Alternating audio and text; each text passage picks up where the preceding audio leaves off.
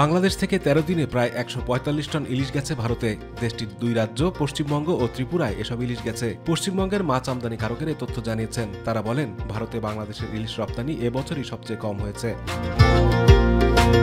পশ্চিমবঙ্গের ব্যবসায়ীরা জানিয়েছেন, গত ১৭ সেপ্টেম্বর শুরু হয়ে ২৯ সেপ্টেম্বর পর্যন্ত বেনাপোল ও আখাউড়া সীমান্ত দিয়ে ভারতে ১৪৪ টন ৪৮৯ কেজি ইলিশ এসেছে। এর মধ্যে ত্রিপুরায় গেছে মাত্র ৩৯ টন ২৭৫ কেজি ইলিশ, আর বেনাপোল দিয়ে পশ্চিমবঙ্গে গেছে ১০৫ টন ২১৪ কেজি।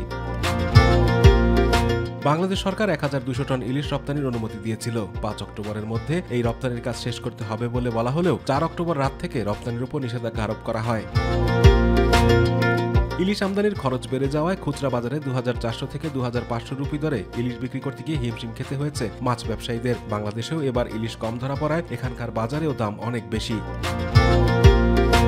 বাংলাদেশ সরকার ভারতে ৩৭টি সংস্থাকে ইলিশ রপ্তানির অনুমতি দিয়েছিলেন। সেই অনুযায়ী ১৭ সেপ্টেম্বর ৩৭ টন ৪৬০ কেজির ইলিশের প্রথম চালানটি ভারতে আসে। এরপর পর্যায়ক্রমে মোট ৭বার ইলিশ গিয়েছে ভারতে। পশ্চিমবঙ্গের বাঙালিদের কাছে বাংলাদেশের পদ্মার ইলিশের চাহিদা থাকলেও ৫ বছর ধরে ইলিশ আসা ক্রমেই কমছে। এবারের মতো এত কম পরিমাণ ইলিশ অতীতে কখনো ভারতে রপ্তানি হয়নি জানিয়ে ব্যবসায়ীরা বলেন, গত বছর বাংলাদেশে অস্থিতিশীল পরিস্থিতি সত্ত্বেও ৫৭৭ টন ইলিশ আমদানি হয়েছিল।